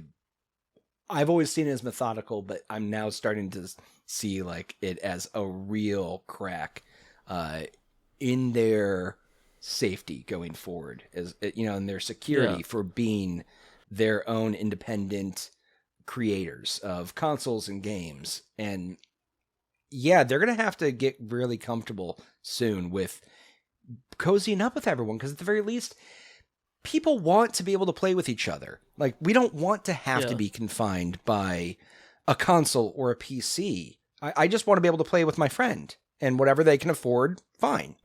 Yeah, exactly. Or at the very least, we want it to work like everyone else's does. Yeah, like we've been playing. That too. I mean, we've been playing Halo online with our friends for since we were children. Yeah. We know what it's supposed to be like, and it's not like what Nintendo's doing. Yeah. And the thing is, we forget that it wasn't that long ago, after the Wii U stunk, and they announced the Switch, and we're like, So Wii U without like the big unit that actually gets plugged in. And you forget like how they were selling it, where they had like, oh yeah, we're gonna like just we just put the little LCD screen on the table, and we'll each have a little mini Joy-Con, and we'll play. Like, who does that? No one does that. Also, whose hands outside of a child's are small enough to handle a Joy-Con? Like, I still to this day, like if I play it portably, there's times I just pull out the little easily breakable kickstand from it and just use my normal controller too, because it's just not fucking convenient. My fingers are too big for those things. I actually play my Switch every night when I'm, like I play Picross to wind down. But what I do is I don't hold it like a normal person. I hold it like this claw position where I've got my palm at the top of the thing. Yeah, you have because to that's kind so much of more do comfortable. This. Yeah. It's which is weird because my PS Vita, which is much smaller, fits in my hand so much easier. Because the spacing is better between the joysticks and the buttons. I think the Vita still might be my favorite handheld console of all time. Vita and the PSP in general, like, I really enjoyed. They really helped me like move into the future of mobile devices. And man, just the day that one of these phones can just be turned into like a really usable version of that without the touch screens, that's when I'm like, I know they have some out there, but I really do want to see like a more universal, like, yep, attach some fucking controllers to your phone and just get going. Well, that was the other thing, is like the Vita was a big reason the Vita did poorly is because it was very expensive. And the reason why it was so expensive is because it was over designed. Yeah, and over-engineered. Felt they needed. They felt like they needed to have a touchpad in there. The touch, like the Vita has a touch screen. Did I know that for the first year and a half of me owning it? Absolutely not. But it does have a touchscreen, and that was, I mean, when the Vita came out 10 years ago, that was very expensive. It has a camera. It has a fairly decent camera built into it. Has anyone ever used the PlayStation Vita's camera? No. For what purpose? Was there a game that required it? Then maybe. The thing was, my thought is like, because mobile gaming in the aughts in Japan, and by mobile gaming I mean phones, was like the money maker. Yeah. It wouldn't have surprised me if they were like, we need to make sure that this is still kind of a phone. Mm-hmm. Maybe they even did like the N-Gage thing, and you could put a fucking pinned card in there. Yeah, I don't know. SIM card. Yeah. Well, this has been wild rumors and speculation. And just babble. Just unhinged. Hey, if you liked rambling. This news segment that wasn't the news segment, let us know. Yeah, you can send us an email at thesafestatepodcast@gmail.com. Yeah. Or on any social media what uses an @ symbol. In which case we are the Save State Pod. Full stop. Mm-hmm. Not the Save State Pod full stop, but just the Save State Pod. And not just the Save State Pod, the Save State Pod. Yes. Stop. The Save State Pod. Stop. Yes. Also, we have a YouTube channel, which is still the Save State Podcast as of writing. Although it may become the great archive of things and stuff Very in the soon. near future. Yeah. So, but the links to that exist in the description of this episode upon whatever podcast listener you're using. And while you're looking for that, you can leave a 5-star review and subscribe. That would be great. And like. Just go to And every comment? video and like, subscribe, and comment. Doesn't matter the comment. Just Don't do it. don't subscribe on every episode unless Right. you are unsubscribed and there's an odd number of total episodes. That's it. Yep, that's the trick. Yeah, that's fine. Or you are already subscribed and there's an even number of episodes. Yeah. In which case, also you can do that. But Yes. or you could just not. It probably messes up our algorithm in some way if they see everyone rapidly subscribing and unsubscribing all the time. That probably brings up a red flag. We're controversial. That's right. how YouTube works, right? That's right. Yes.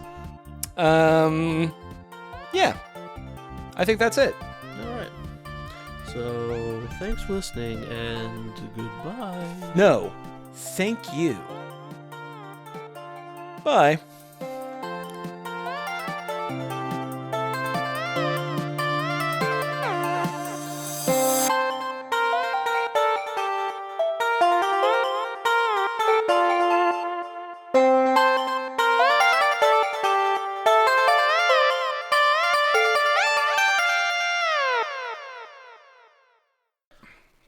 One, 2, 3. Keeping me on my toes every time by changing up the order in which the numbers are said. The problem is I can't remember. I don't know. Pretty soon you're just gonna be like, I don't know, we clap on 2, and then you're just gonna count like 1, 4, 5, 2.